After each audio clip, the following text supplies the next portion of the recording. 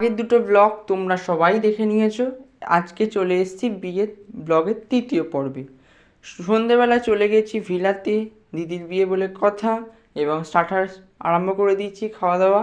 বিয়ে বাড়ি মানে খাওয়া দাওয়া, মজা, আড্ডা, হই হুল্লোড়, সবাই জমায়েত হওয়া, এটাই। বর চলে এসছে, মানে আমার জামাইবাবু, তাকে বরণ করে তোলা হবে। যা যা নিয়ম নীতি আছে সবই তোমরা দেখতে পাচ্ছ। পুরো ভিডিওটার মধ্যে চলবে বিয়ের দিন সন্ধেবেলা কি কি হয়েছে, বিয়েটা পুরোটা তোমরা দেখতে পাবে।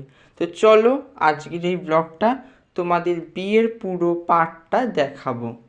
বিয়ের অনেক নিয়ম কারণের মধ্যে আমাদের মাইমারা, মানে আমাদের সমস্ত নিয়ম পালন করছে খুব সুন্দরভাবে।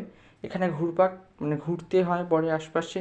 তারপর আমরা ভাইরা, মানে আমি ওখানে ছিলাম না, আমি ওখানে অনুপস্থিত ছিলাম, মানে আমার আরও যারা ভাইরা ছিল, দাদারা ছিল, তারা সবাই জামাইবাবুর আশপাশে দিদিকে নিয়ে ঘুরছিল।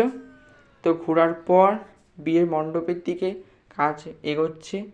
বিয়ের মণ্ডপের কাজ বিয়ের মতো চলছে, এদিকে আমরা আমাদের কাজ করে যাচ্ছি। তোমরাও ভালো লাগলে অবশ্যই লাইক করো, কমেন্ট করে জানাও কেমন লাগলো বিয়েবাড়ির ব্লগ। এবং বিয়েবাড়ি বলেছি এর আগেও, তোমরা যদি বিয়েবাড়ি মিস করে যাও, আমার এই ব্লগে পুরো বিয়েবাড়ির ভাইব পেয়ে যাবে।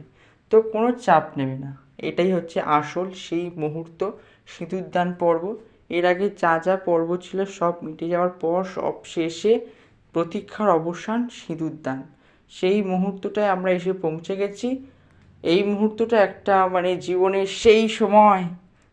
যাই হোক, যারা হয়ে গেছে তারা খুব ভালো কথা, যাদের হয়নি তাদের হয়ে যাক, এটাই চাই। আরও অনেক কটা বিয়েবাড়ি খাওয়া বাকি আছে।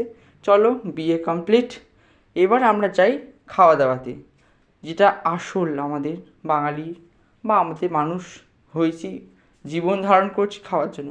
তো খাওয়া দাওয়া যা যা আইটেম ছিল তোমরা সব দেখতে পাচ্ছ। আইটেমগুলো সব ভালো ছিল, ওয়াও, একদম ঝাঁকানাকা। আজকে এই ব্লগটা আমি এখানেই শেষ করছি। ভালো লাগলে অবশ্যই লাইক করো।